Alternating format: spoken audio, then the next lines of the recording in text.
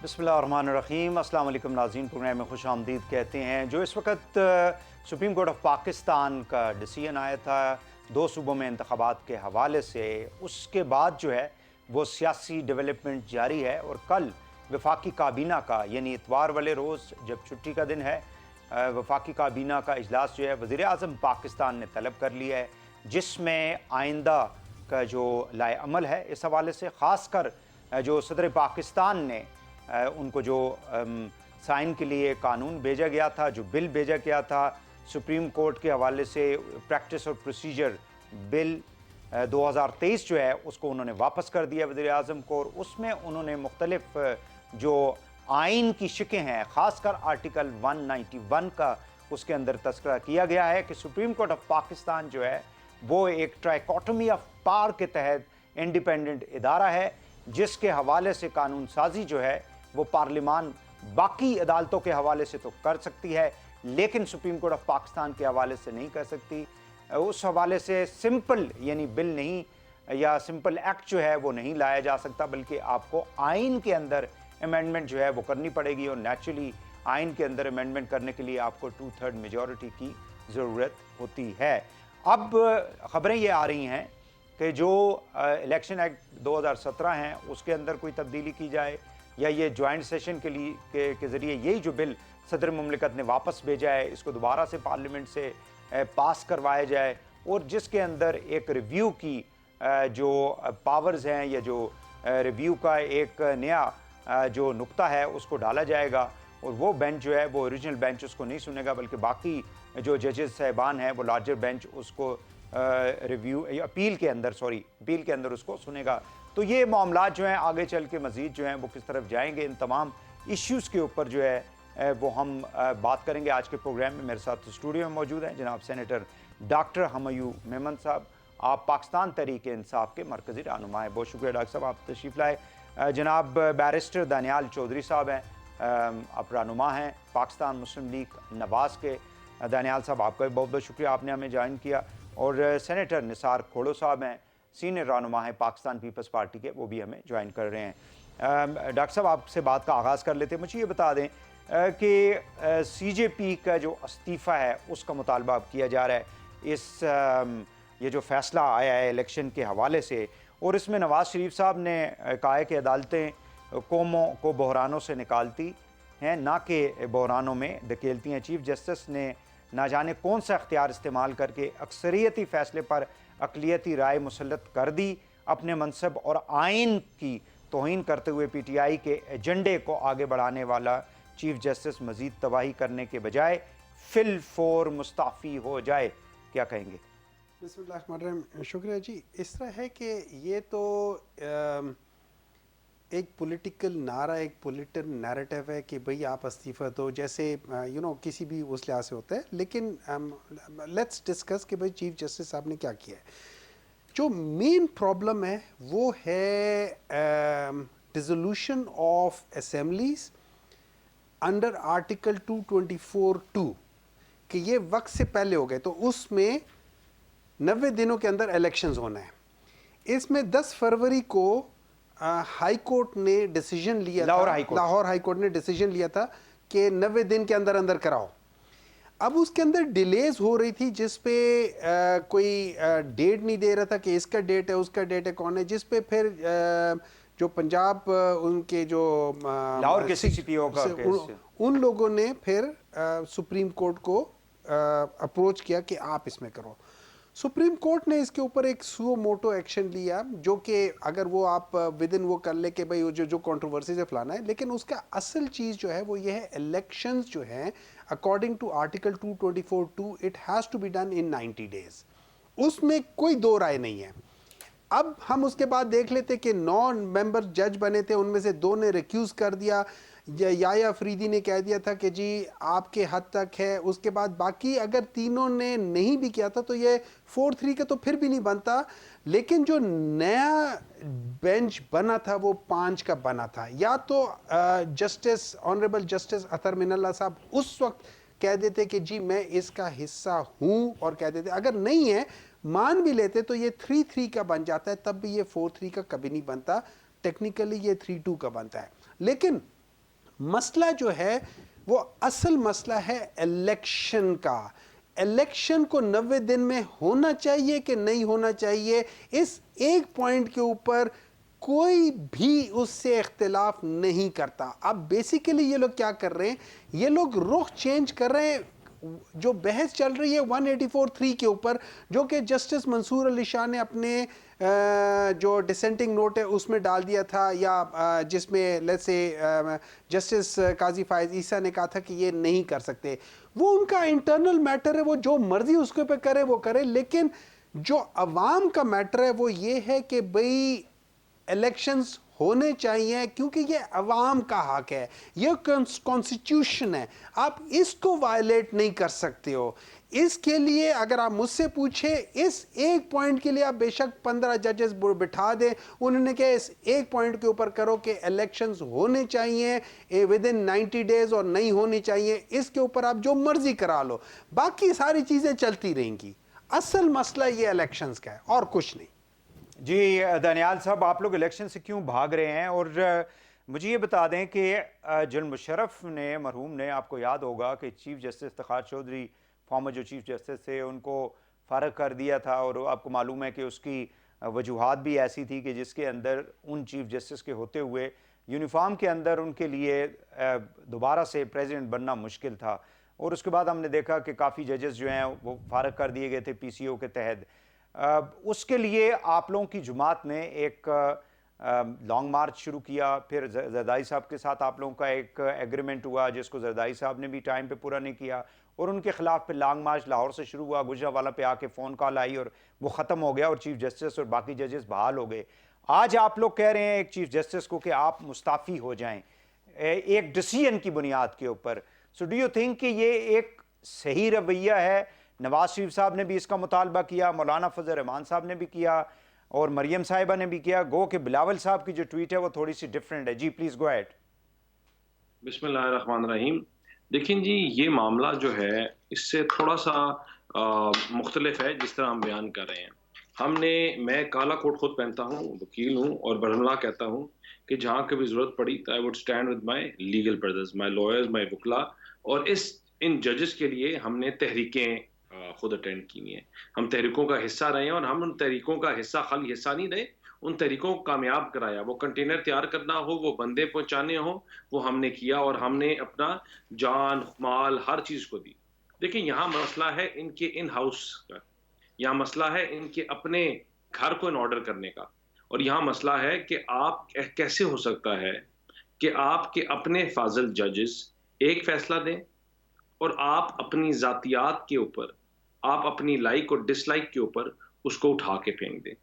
जब आप दिल करे तो आइन को मुकद्दस कर दें, और जब दिल ना करे तो ब्लैक्स लॉ डिक्शनरी को इस्तेमाल करके एक सिटिंग वज़ीर आज़म को घर भेज दें। किस चीज के ऊपर? क्योंकि वो एक तनख्वाह ले सकता था, वो नहीं ली। जो तनख्वाह ले सकता, जो ली है उसके लिए नहीं, जो ले सकता था वो नहीं ली, और आपने ब्लैक्स लॉ के मुताबिक उसको घर भेज दिया। तब आइन किधर था?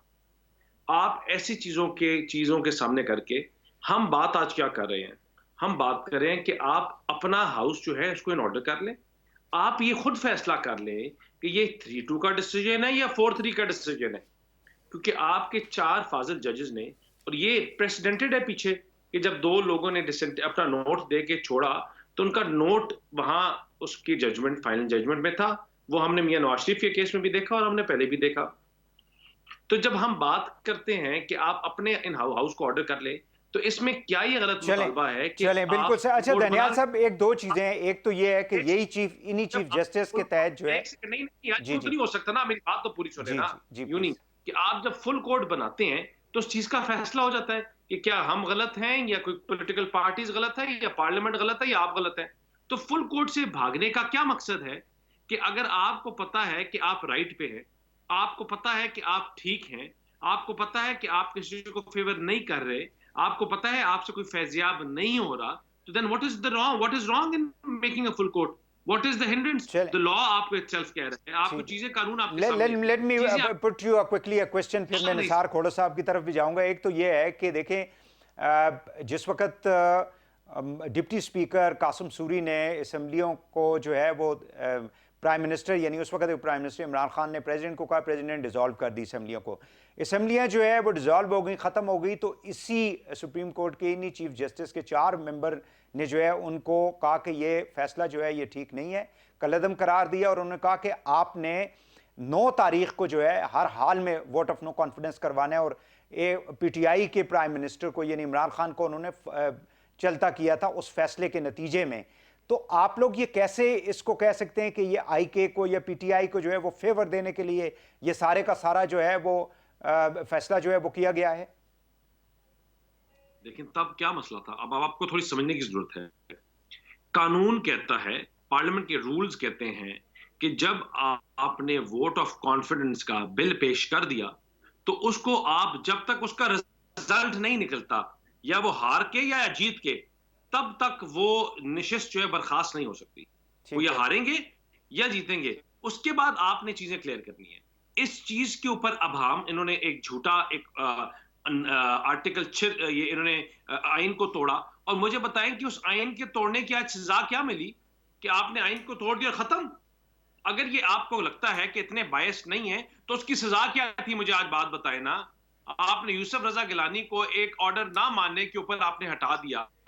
आपने एक मल्टीपल लोगों को, आपने 2 प्राइम मिनिस्टर्स को उठा के घर भेज दिया। मुझे बताएं कि आपने उस आइन शिकनी की क्या सजा दी? उन आइन शिकनों को क्या आज तक सजा मिली? उन आइन शिकनों को क्या सजा मिली जो PTV पे हमला करके आग लगा के दुश्मनों की तरह ललकारते हुए उसको टेक ओवर कर लिया था? तब आइन किधर है और आज वो आइन किधर है? और आपके जब रूल्स अपने, हम तो फिर वही बात कर रहे हैं भाई, हम तो कोई आपसे कोई मुतालबा चलें दनियाल साहब, मैं आपकी तरफ आता हूं। निसार खोड़ो साहब, सेनेटर निसार खोड़ो हमारे साथ मौजूद हैं। हम आपसे मुतालबा कर रहे हैं जी, कि पीपल्स पार्टी के सीनियर रहनुमा, बहुत शुक्रिया खोड़ो साहब, आपने हमें टाइम दिया। जी, मैं आपकी तरफ दोबारा आ जाता हूं। खोड़ो साहब, आप लोगों की कोर कमेटी का इजलास हुआ है जिसमें इस वक्त जो है मौलाना फजल रहमान साहब और नवाज शरीफ साहब जो है मुतालबा कर रहे हैं कि चीफ जस्टिस जो है वो रिज़ाइन कर दें। पीपल्स पार्टी का इसके ऊपर क्या मौक़िफ़ है? क्या आप लोग भी चाहते हैं कि वो रिज़ाइन कर दें? और दूसरा, बिलावल साहब ने ट्वीट की है कि with justice Minallah note we know we now have 4 justices on record. It is clear that the CJ opinion is minority judgment. The CJ and the Supreme Court must act immediately to undo this unconstitutional bench fixing. तो ये bench fixing कैसे हो रही है? Kindly जरा इसको भी explain कर दें, प्लीज गो अहेड। हमारा नुक्ता नज़र ये है कि चीफ जस्टिस को खुद सोचना चाहिए कि उनको क्या करना है। 9 जजेस में से 6 जजेस इस बात से एग्री नहीं करते कि सुओ मोटो ले लाना जायज़ था। ये खुद सुप्रीम कोर्ट की क्रेडिबिलिटी पर सवाल उठाता है। फैसला आ गया, सुप्रीम कोर्ट ने कर दिया फैसला, 2 जजों और 3 जजों की बेंच ने कर दिया। उसके बाद अतर मिनल्लाह का फैसला आता है कि जी पहले 4 और 3 के लिहाज से ये सुओ मोटो रद्द हो गया था। चाय के कमरे में बैठ के रद्द हुआ था और बेंच में बैठने के बाद दूसरा कुछ हो गया। इस पे चीफ जस्टिस साहब को खुद सोचना चाहिए कि अब उसके लिए जज साहबान क्या राय रखते हैं। स्प्लिट डिसीजन अलग है, अब ये स्प्लिट कोर्ट है। स्प्लिट डिसीजन आना अलग चीज़ होती है, लेकिन ये जज साहबान की जो राय है उसकी कोई माना है कि क्रेडिबिलिटी सुप्रीम कोर्ट की सवालिया निशान बन गई। लोग उससे सवाल उठा रहे हैं और अतर मिनल्लाह साहब के स्टेटमेंट को भी बेस बना के और ज़्यादा आगे बढ़ बढ़ के बोल रहे हैं। हम कहें तो क्या हमारे कहने पे वो चला जाएगा? कहने को तो सारी कौम कह रही है कि ये क्या तरीका है कि अंदर कमरे में एक फैसला होता है जिसकी गवाही दे रहा है लिख कर एक जज लिख कर बोल रहा है कि मैं जज हूँ, सुप्रीम कोर्ट का रिटायर्ड नहीं हूँ। अंदर एक फैसला हुआ था, बाहर दूसरा आके फैसला हुआ। तो ये खुद एक विटनेस है, ये कन्फेशन है, ये एफिडेविट है, ये सब कुछ है। अब सवाल उठता है कि इस तरह से किया क्यों गया। मेरा भी उसके साथ ही सवाल है कि सुओ मोटो जब लिया गया था तो सवाल उठाए थे कोर्ट ने कि हम देखेंगे कि असेंबलियां जायज़ तौर पर तोड़ी गई या नाजायज़ तौर पर तोड़ी गई। उसका जवाब फैसलों में कहीं नहीं है। जायज़ तौर पर अगर तोड़ी गई थी तो परवेज़ इलाही ये बयान न देता कि मैं इमरान खान को रोक रहा था कि असेंबलियां डिसॉल्व करने का ऑर्डर पास मत करो, अब तुमने कर दी, अब देख लो तुम्हारा हशर। ये सिटिंग चीफ मिनिस्टर ऐसी बात न करता अगर चीफ मिनिस्टर की मर्जी होती। नाज़रीन, यहाँ पे एक शॉर्ट ब्रेक लेंगे, वापस आके प्रोग्राम को आगे बढ़ाते हैं, हमारे साथ रहिएगा।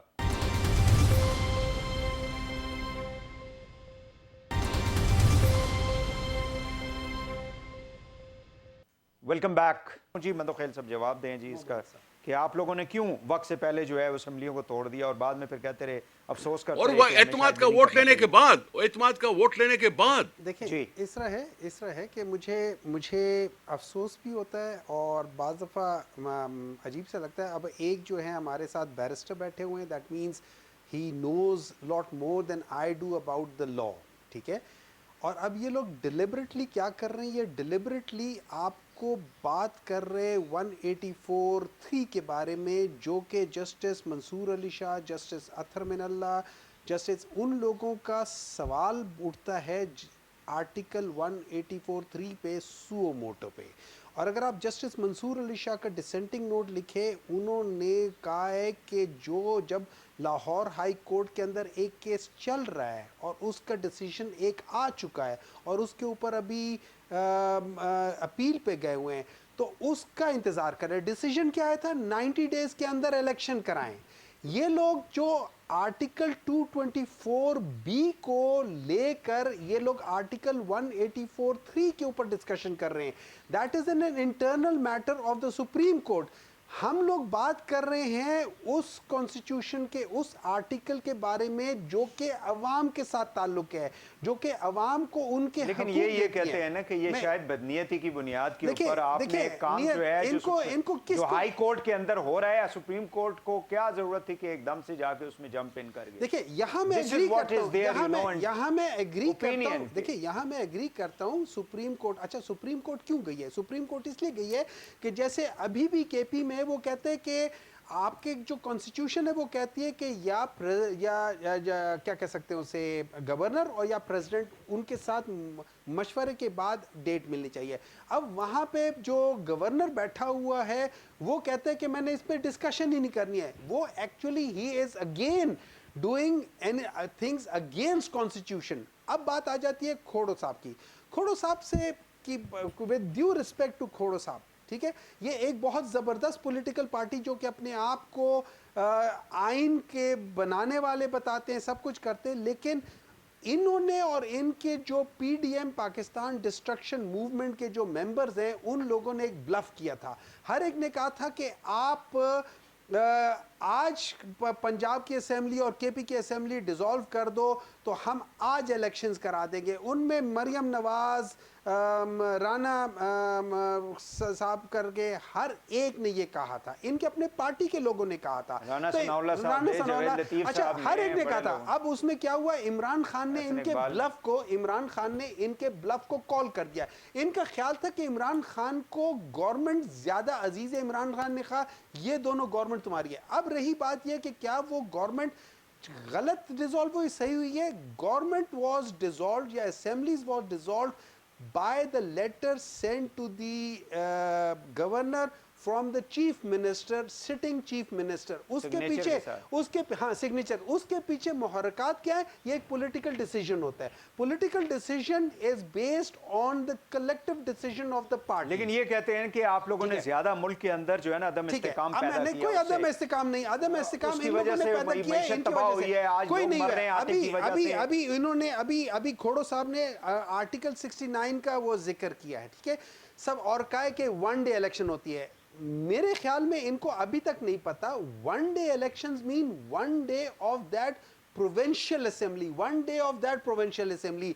ये नहीं है कि एक ही दिन में पांचों हैं। अगर ये एक दिन में पांचों है तो ये एक्ट आपके जो कॉन्स्टिट्यूशन है उसके खिलाफ जा रहा है, क्योंकि कॉन्स्टिट्यूशन में दो जगहों पे आर्टिकल 224 के दोबारा जिक्र करता हूं, उसमें आर्टिकल 224(1) में लिखा हुआ है कि जब ये सारी अपनी मुद्दत पूरी कर ले तो 60 दिनों में होता है, लेकिन चलें, दूसरे में चलें, कहते आगे हैं चलते हैं कि थोड़ा सा, अगर हो ठीक जाए है। तो देखिए बात ये हो मैं जाती है गुजारिश करूं? कि इन लोगों को या तो इन लोगों को जानबूझ के इन्होंने आंखें बंद की हुई हैं, या मैं इन लोगों को देखें- पता नहीं है कि एक्चुअली आर्टिकल्स चलें कहते चलें, क्या हैं। लेट बात आंखें बंद करने की नहीं है, मेरे एक सेकंड सुन लें। जी प्लीज सर।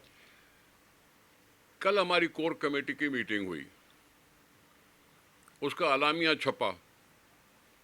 हमने कहीं 14 मई पर इलेक्शन की मुखालफत नहीं की।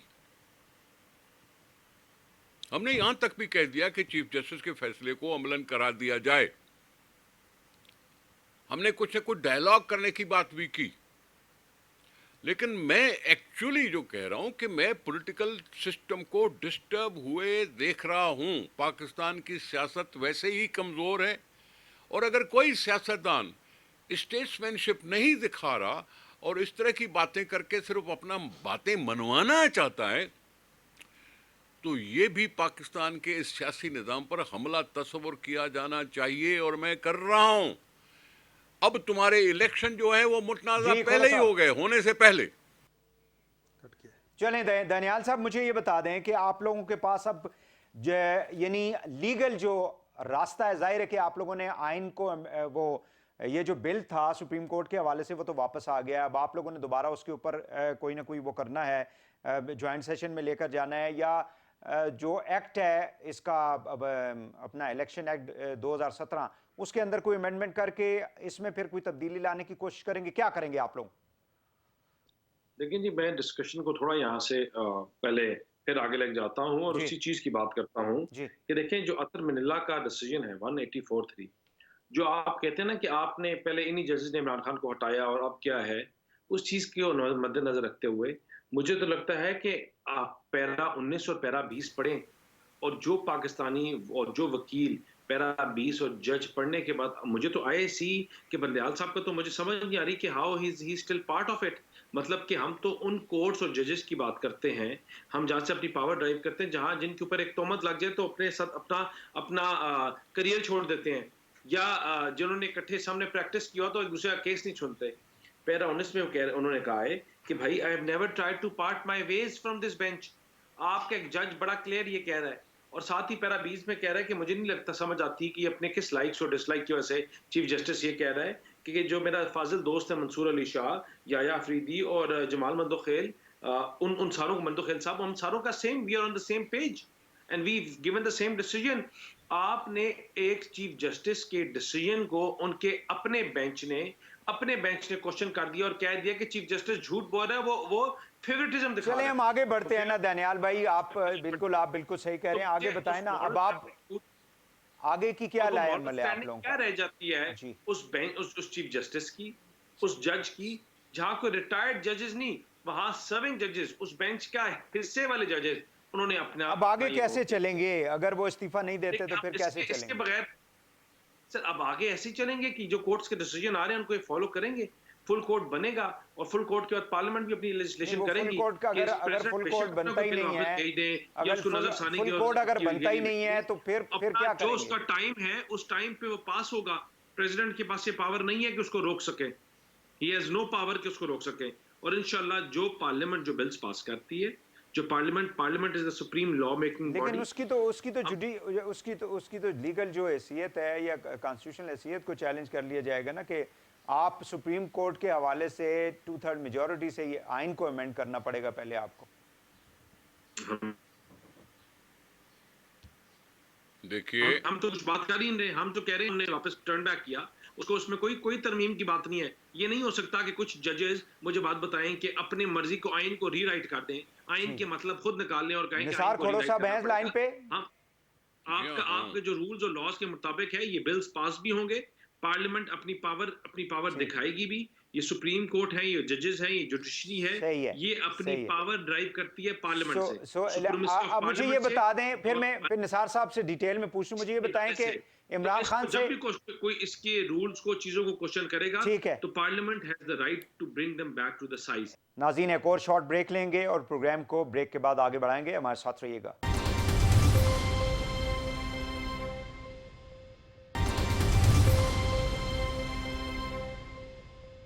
वेलकम बैक नाज़रीन, डिस्कशन को आगे बढ़ाते हैं। सर खोड़ा साहब, आप काइंडली कंप्लीट कर दें। आप लोगों की कोर कमेटी में जो इजलास हुआ उसमें आप आइन का कुछ कह रहे थे कि आइन के ऊपर मनोवन अमल किया जाएगा। Please go ahead.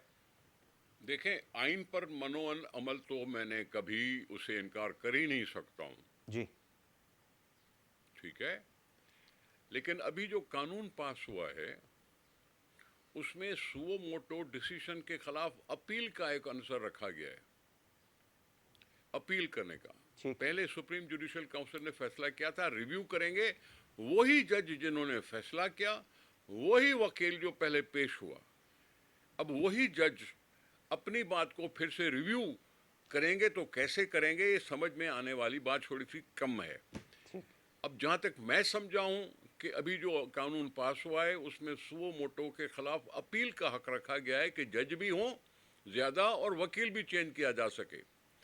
अब ये सूरत-हाल भी है अगर ऐसा होता है तो, अगर लार्जर बेंच बनता है तो, अगर सुप्रीम कोर्ट ने अपनी क्रेडिबिलिटी को और बढ़ा देना है तो, ये सारी कुछ अगर होती हैं तो ये कानूनी जंग है, ये कोर्टों की जंग है, वकीलों के दलाइल है, पार्टियों की मौक़िफ़ हैं। इस पे अगर कोई बहस चलती है तो उसमें बहस में हिस्सा लिया जाएगा। वैसे कानून की है पोजीशन, आइन की है पोजीशन कि जी 90 दिन में इलेक्शन होने चाहिए, ठीक है। किस तरह से ये फैसला आया है उस पर ज़रूर हर एक को सोचने का तो मिलता ही है मौका, राय देने का भी मौका मिलता है कि यार ये कहीं ठीक नहीं हुआ, ये कहीं ठीक नहीं हुआ कि ये कैसे कर रहे हैं कि 6 महीने पहले इलेक्शन हो वैसे और 6 महीने के बाद दूसरे निसार खोड़ो साहब, माजरत के साथ, आप लोग देखें, मोहतरमा जब शहीद हुई थी 2007 में, मुझे अभी भी याद है, तो नवाज शरीफ साहब ने जरदारी साहब से कहा था कि इलेक्शन को पोस्टपोन कर देते हैं। उन्होंने कहा नहीं, इलेक्शन को हम किसी सूरत भी पोस्टपोन नहीं करेंगे। ये जरदारी साहब का फैसला था और इलेक्शन वक्त पे हुए, फिर आप लोगों की गवर्नमेंट भी बन गई। 2013 में भी हमने देखा बड़े पॉलिटिकल लीडर्स को टारगेट किया गया। बशीर बिलोर शहीद हुए 18 में, इसी तरह जो है उनका साहबजादा पेशावर के अंदर शहीद हो गया था। तो इलेक्शन तो कभी नहीं डिले हुए। ये कि जी लॉ एंड ऑर्डर, मेरा जवाब तो सुनो जी। मोहतरमा के जमाने में खुद से इलेक्शन को पोस्टपोन किया गया था। ये जाके फरवरी में हुए थे इंतखाबात और फिर हमने कहा कि जी इलेक्शन होने चाहिए। हमने नवाज शरीफ साहब को मनाया कि इलेक्शन में हिस्सा लो। हम थे उसके हक में कि जी इलेक्शन पोस्टपोन न हो। मैंने कब कहा कि भाई मैं कह रहा हूं कि इलेक्शन पोस्टपोन हो, लेकिन जिसने किया जानबूझकर उसने सियासी निज़ाम को चोट जरूर पहुंचाई है। ये चोट पहुंचानी है। बाकी ये देखना पड़ेगा कि क्या सुप्रीम कोर्ट के पास शुदा जजमेंट को पार्लियामेंट रद्द कर सकती है, तो किस तरह से रद्द कर सकती है। ये दुनिया की मिसालें देनी पड़ेंगी। दुनिया में अगर कहीं ऐसा हुआ होगा तो उसको कोर्ट करना पड़ेगा। मुझे नहीं मालूम, मैं इतना वकील नहीं हूँ न कुछ हूँ, लेकिन मुझे जहाँ तक याद पड़ा है तो इंडिया में एक दफ़ा हुआ था कि इमरजेंसी लगाई थी गांधी साहबा ने, इंदिरा गांधी ने।